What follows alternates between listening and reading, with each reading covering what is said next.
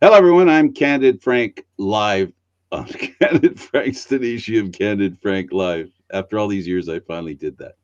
On the Spanglish World Network on Zingo TV, channel 250. Please remember to download the Zingo TV app at the respective app stores for iOS and Android devices. While you download, make sure you rate, leave a comment. Both apps are absolutely free.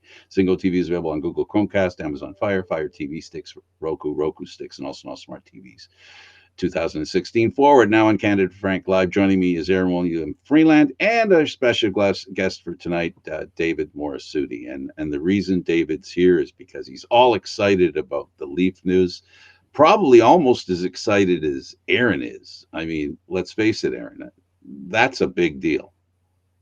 It definitely is, and coming on the heels of the fact that we packed Mrazek off and got rid of him, the Toronto Maple Leafs found themselves minus a certain kind of player in a certain kind of position. So them going out and getting two-time Stanley Cup winner Matt Murray, as well as a third-round draft pick, and in exchange for future considerations, which everybody knows is GM talk for nothing, as well as Ottawa retaining 25% of his salary, is a good thing. It means we'll have a goalie. David, what a change. The Leafs get another team to retain salary and they get draft choices in an exchange of players. That's a first. It's usually pretty much. Usually it's always the Leafs trying to find ways To pawn off a contract. exactly. And it's funny because Ottawa just made another trade a few minutes before we went on the air to get Cam Talbot from Minnesota. So Yeah, he's not happy. no, and they've redone their whole goaltending position, in a matter of days. I mean, yeah, they keep Anton Forsberg, but it was clear that Matt Murray was no longer in the plans there, and Toronto looks at the goalie market and says there is not much out there. So they pretty much went with what they know in Matt Murray. They have Kyle Dubas, Sheldon Keefe, and even the head of the goaltending department, John Elkin, all know Matt Murray very well. The thing that always with this trade that gets to me is yes, auto retain salary, but in this case, I think the Leafs should have asked for more in terms of salary retention, or you ask for better draft compensation or something else to be added. Because I kept hearing that if Ottawa was going to have to trade Matt Murray, they'd have to add a sweetener. Third round pick is not insignificant. It can be a pretty decent draft selection. But when you're talking about getting rid of something you do not want, usually you have to give up a lot more. We have seen teams have to trade first round draft picks There it is. to That's what the Leafs have done. like what I'll reference this one thing. The Edmonton Oilers had to trade a second round pick, a third round pick, and move back a couple of spots in the draft for the Arizona Coyotes to take Zach Cassian's contract. And Zach Cassian, I think maybe where the difference here is Zach Cassian isn't a player that is going to be very useful for the Arizona Coyotes. Well, Matt Murray is going to be the starting goaltender of the Toronto Maple Leafs. And I think that's where Ottawa probably wasn't willing to give the Leafs the break I think that many were hoping they were going to get. Because The Ottawa, Leafs could owe even more because they said future considerations. So here's the thing that I guess if we read between the lines, Aaron, if the Leafs win the Stanley Cup, they probably owe Ottawa 2 first-round draft choices.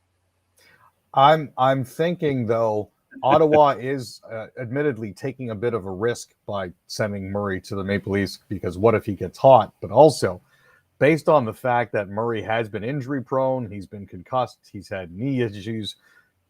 By sending him to the Maple Leafs, they're one bad game away from having Worrell or Shelgren as their starter for the rest of the season, and that only helps Ottawa, especially with the fact that they've just picked up DeBrincat and a couple other players as well. Here's my big problem with the situation, David. The Leaf fan base has not been very patient with goaltending.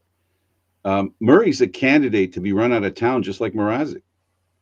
yeah, especially given what uh, this is also going to come at the cost that bye bye Jack Campbell. He's not here. He's gone. He's gone. There's Right. no doubt. And so I think, and what a lot of people have complained to me about, not told me, complained to me, is that Austin Matthews is 2 years away from free agency.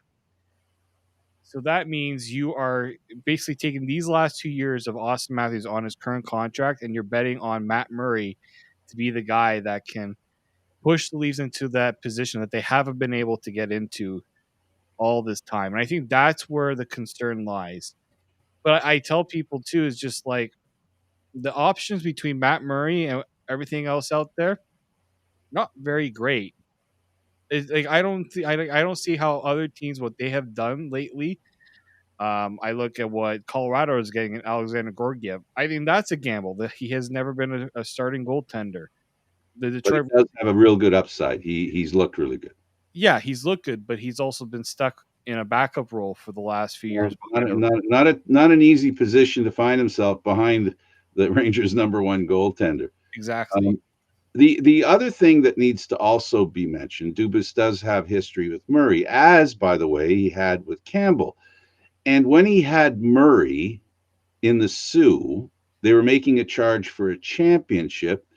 Kyle Dubas didn't think that Murray was enough, so he went out and got Campbell. How's that for irony? It is quite the irony. And guess what? Matt Murray ended up out of the two goaltenders, because Jack Campbell was the first round pick out of the Sioux. It was Matt Murray who gets picked, I think, fourth round by Pittsburgh, third or fourth round. Mm-hmm. And within a few, not that long, takes them to 2 straight Stanley Cups and wins them. Well, that his first year, he won the Stanley Cup, and then he was up for Rookie of the Year the second year. Yep. And he was, for those first few years in Pittsburgh, he was probably among the top goaltenders in the league. And then things kind of went downhill a little bit. Now, part of that had to do with he lost his father. It's a very tough situation for any person, let alone athlete, to go through. And then injuries started to get to him. And that's where I think everybody is really, really, really concerned about Matt Murray. But I think the Leafs have gone through injuries for the last few years with their goaltenders. Frederik Andersen. Not a good thing. Jack Campbell. Peter Mrazek. So I think what really comes down to is how do the Leafs alleviate that concern? And that's where I think getting another goaltender, I think, still needs to be near the top of the list of things they I understand the need. I'm not sure about that. I don't know if they can afford to get another one. Aaron, the thing about Murray is that he comes to the Leafs with some issues.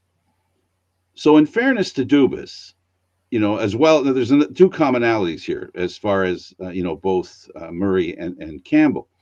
They both have a history with Dubas, and now they're both goaltenders that were elsewhere and not accomplishing what the Sioux said they could be. So now we've got Murray come in just as Campbell did. Well, why are they getting him? He's just a backup goaltender. Remember with Campbell, and he played into the role of a really good goaltender who was loved by his fans. Soup and all that stuff. Well, if there's one thing that the Maple Leafs are fond of, it's reclamation projects. We've been notorious for that sort of thing every single year.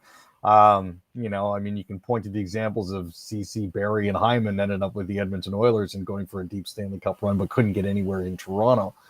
You look at goalies like Freddie Anderson, who after leaving Toronto went to Carolina, had a fantastic run there. Again, the same injuries issues persisted with Anderson, but this is I think a thing that the Maple Leafs are becoming more and more known for. I'm not sure if it's a good trend or a bad trend, but we have a tendency of taking in players that may not necessarily be going anywhere, who may have stagnated, and getting them to blossom. So this could be a case of just trying to put a shine back on the rose for Matt Murray. This is a genuine opportunity for him to come to an original six team, redeem himself in the eyes of the hockey cognoscenti that are out there, and show that his 8-9-9 and 8-9-3 seasons with Pittsburgh and Ottawa in 2019 through 2021 were just flukes. He was a 906 goalie last year. I think people too often key on the fact that his last 2 games that he played for Ottawa were blowout losses. And I understand that that's genuinely concerning, but before that, he had played decently. So it's a question here of tempering expectations and realizing that, there is more in him to give. I mean, yeah, they lost to Tampa Bay 5 something, and they lost to Arizona 8 something, but at the same time, you know, the goalie is still there. It's now a question of getting Elkin and the new goalie staff, Sanford, sorry, to bring that out of him. So Well, I think goaltending is what we learned with what we learn with history in the Stanley Cup.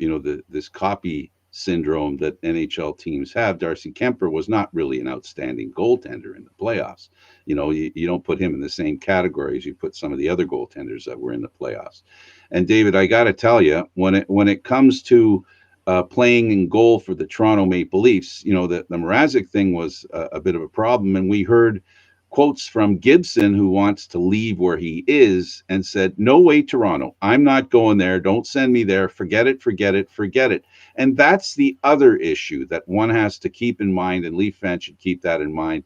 I think the media is aware of it. There's this distinct group of players who refuse to play in a pressure cauldron like the Toronto Maple Leafs. Yeah, and funny enough, the agent of John Gibson is also the same agent for Jack Campbell. I don't know if many people realize that. I do believe there's a bit of a connection there, given kind of how things have shaken out between the Leafs and Campbell with contract negotiations. But I think if you're someone who follows the Leafs or somebody that's trying to find some sort of light in this deal, Matt Murray had a no trade clause and he wanted to go to Toronto, which, as Right. you just said, Frank, is the last place a lot of goaltenders want to be. But it's And the Rubis connection. So I'm trying to spin this in a positive yeah, way. Look at it from both sides. It isn't just the fact that the Leafs were desperate to bring him here. They know him, and he knows them, and there's a relationship there. And there was one with Campbell. And what we learned about that, if you guys don't mind, I'd like to stretch it to this point. There's a lot to be said for going to people you know and trust, especially when it comes to goaltenders, because goaltenders are, they're a little different than everybody else on the team. goaltenders are voodoo. They really are. I mean, you look at some players that look promising at the beginning of their careers, but then run themselves into the ground to the middle before having a renaissance. For example, Mike Smith, who is now, as they remind you 40 times every broadcast, 40 years old, and he's having a renaissance season. He did really well for himself. It's one of those things where you never know exactly what you've got, and that I think is part of what's so magic and also what's so frustrating about goaltenders. So Yeah, well, David, I think the most important thing when it comes to goaltenders, and I'm speaking to both of you, but I'll give you a chance to respond to this. The most important thing with goaltenders, at least this year, what we learned with Darcy Kemper, he wasn't a great goaltender, but he didn't let in that goal. And I think that's the most important thing. yeah, it's also just how the team plays in front of how the team played in front of him, right? Colorado, they reminded me a lot about Chicago back when they won with Antiniemi. Like people forget that they won a cup with Antiniemi in net, and Antiniemi was never a good enough goalie to be a Stanley Cup goaltender with any other team. So I do think that there has a lot to do with the team that plays in from. So if you're also looking for some positives with Matt Murray, the Leafs are a better team than the Senators, especially defensively. I think that's something that doesn't get talked about enough. Anton Forsberg is a really good goaltender, but Anton Forsberg, um, I don't know if he can handle a starting role. Like it's a little bit different when you are the guy and your team has Oh, expectations, absolutely. right? Absolutely. I think with Matt Murray, that's never been that's it's not like he's going into a situation that he's never dealt with before. He's gone into a situation and saying, I have to be a starter on a team that's expected to win a Stanley Cup. And he's done that twice in a row. So granted he had Marc Andre Fleury as his right hand man to help him get there as well. That's Right. kind of why I'm saying maybe getting another goaltender wouldn't hurt. But I also still think that, you know, somebody who has been in that position of if he gets on a run, especially in the playoffs, which is where you need your goaltending to be at its best, Matt Murray has shown that he can do that. Like Pittsburgh, to me, when he won those cups, weren't the best defensive teams, but he No, they was won't. just that good that he got them there. So I think you're right, Frank. You're like teams have now, like Colorado, maybe has shown the rest of the NHL that you don't necessarily need the Andre Vasilevsky in net to win a Stanley Cup. It sure does help, but you can get by if your goaltender is, not losing you games. That's, I think, all the Leafs need Matt Murray to do. Don't lose them the game. Just give them every chance to win. Jack Campbell did do that. Problem with Jack Campbell is he's pricing himself out of Toronto long term. Well, And I don't see him settling for less than 6.5, almost the money that Murray had as a whole, that now is being split between Toronto and Ottawa. I see him going for 6, and I see a team willing to do it because right now this year there aren't many goaltenders out there. There's need more than there is supply, and we know what that means. Supply and demand. If the supply is low, the demand is high, and the price ends up being high too. Right, Aaron? We are, honest to goodness, and no word of a lie here, we are one bad week away from starting Michael Hutchinson again. Well, just to tell you how bad the goalie situation is out there, we are that close. So if history tends to, with the Leafs and goaltenders and their luck as far as health is concerned, you're 100% right. Anyway, so as far as the draft is concerned, I wanted to ask you guys also about Shane Wright.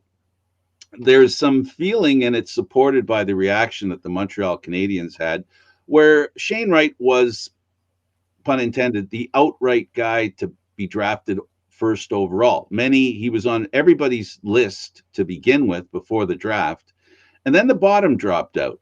Now, I have it in my head that from what I heard and from what I've listened to from the grapevine, there might have been some issues with him attitude-wise. And I'm wondering, how does that drop a guy, 3 spots? Goes from first down to second, down to third, down to fourth. This was something a little perplexing to me. It wasn't that just Montreal didn't take him, but that he kept falling. New Jersey, I knew didn't need a centerman. I understood that one, but then Arizona, I'm like, and then it was Seattle, who I was like, it was too bad Seattle didn't win the draft lottery because I would like them to get Shane Wright. Well, they ended up getting him anyways. I just think that, you know what? I don't know how bad does your attitude have to be for a team to think that they have to stay away. I also just think that maybe there was something about his play that the teams didn't like. I know that Yuri Slafkovsky really, really impressed a lot of people with his play at the Olympics and at the World Championships, and that's what made him the pick. But if you're Shane Wright, I think, you know what? We went fourth. You didn't go first. It's too bad. But now you are going to go and play in the NHL. You're going to go play for a good team out in Seattle in terms of an organization that seems to be stable. And I think it's going to be a better situation than in Montreal for him. So I don't think he said that his reaction at the draft had nothing to do with Montreal or anything. It's just how it looked, which I don't know. It looked a little too obvious to me, but I think this is something that the Seattle organization maybe will have to work with him to make sure that this doesn't become a regular thing. Having the first overall pick, you get to decide who you talk to, and they could have talked to him about contract too, Aaron. It could also be that they there are a multitude of factors that go into this, Frank. Sorry. Huh? There's a multitude of factors that go into that, but you have to wonder how bad is his attitude that Montreal would rather draft somebody like Logan Mailloux, who's a registered sex offender, than Shane Wright from the Kingston Frontenacs, who has skill. Like, what does that tell you about this kid, and what is going on here that we don't know? Aaron, it's not the same group of management; it's a different management team. So that's not really fair. That's not a fair comparison because there are two different groups of people, and so yeah. So, but it has to be something that I don't know that caused a problem. I guess real quick, because we only have seconds left. Yes or no, will Murray be a success, Aaron? Yes. David, yes or no? Yes, if he stays healthy. Sure, qualified. Why don't you? Yes, I always have to. Thank you, gentlemen. This was awesome. Thanks, Okay, Frank. Aaron William Freeland and David Morassutti. I'm Candid Frank Stanisci. Thank you for watching Candid Frank live airing Mondays, Wednesdays, and Fridays at 6 p.m. Eastern Standard Time. This show can also be heard on the Spanglish World Radio Network for Candid Frank Live, other news, entertainment, and sports programming we offer. Please check out SpanglishWorld.ca. Spanglish World. Watch it, hear it, read it, download it, and live it. Thanks for watching, everybody. I'm going to Halifax, baby.